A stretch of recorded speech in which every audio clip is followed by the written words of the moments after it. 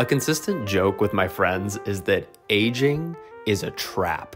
Getting older is a burden. I just want to be young and stupid again. Is that too much to ask for? I'm often jealous of the naive. I'm jealous of young people who are starry-eyed, willing to trust the world, have no fear, and just kind of wander into the dark aimlessly. Whether you define it as a lack of experience or a blind faith in that everything will work out, I'm envious of it. I would love to continue to hold that within me far into my adulthood, till the day I die, dare I say.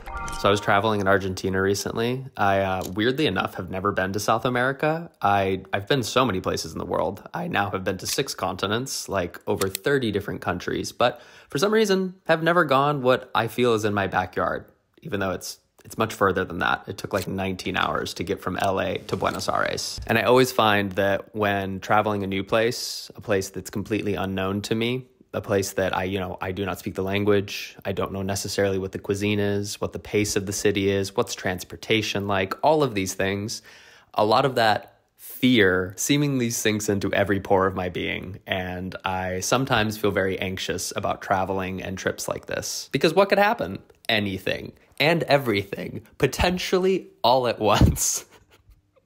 See what's going on up there? It's a lot. My therapist has her hands full with me, and I will not apologize for that. So while I was in Argentina, I was thinking a lot about courage and bravery and how I express that in my day-to-day life, what those words mean to me. Over the years, for me, I've learned that bravery and courage do not come natural. There's a few steps I need to take to get to that place. For me, there have always been 3 major building blocks. Those are knowledge, confidence, and rehearsal. Knowledge inherently provides understanding.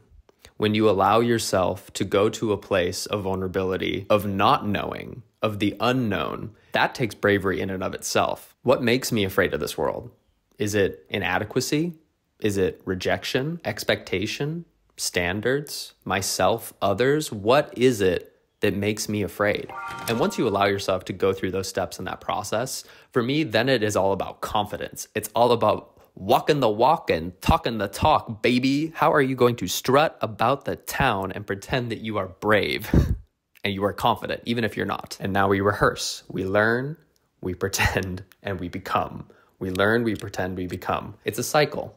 It's a dance. Because at the end of the day, I really think that the most powerful form of bravery and courage can only come from yourself. Outside factors, outside voices, other people, other things, those definitely will have an effect on you. But ultimately, at the end of the day, it is within you to be brave. The number one thing you need to do to be brave is believe in yourself, as cheesy as that sounds. And then, like a marathon, you just take a step, and then you take another step, and another step. You know the saying, Rome wasn't built in a day? Well, neither was this body, honey. This mind, this personality, everything around me, I am Rome. I hope I'm not Caesar. The metaphor is time. It takes hours, it takes days, it takes weeks, it takes practice and patience. A big theme for me this year is new. I'm trying to seek new experience, to seek new knowledge, to seek new happenings, new friends, new people. So frankly, I was trying to practice what I preach by going somewhere new like Argentina and not going back to the same old places like New York and London. And every time I'm experiencing the new, I end up experiencing anxiety as well. And it's funny because like clockwork, when I experience something new, I get this stress and this anxiety of, oh, what's going to happen? What's this going to be like? How can I control this? How can I predict this? But a very simple mantra that I tell myself almost every day for something large or something small is that I was okay before and I will be okay after. And knowing that and having confidence in that gives me courage.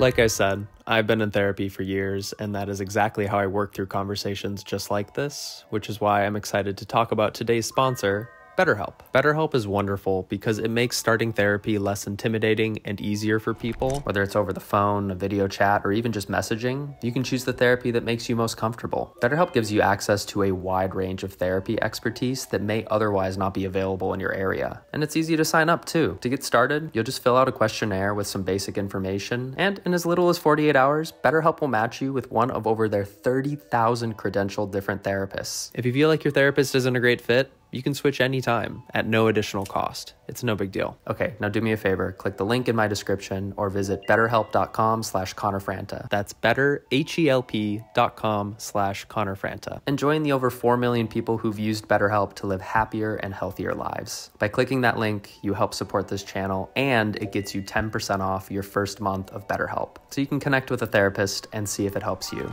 Again, that is betterhelp.com/ConnorFranta. Thank you again for supporting this channel, and I hope you have a peaceful day.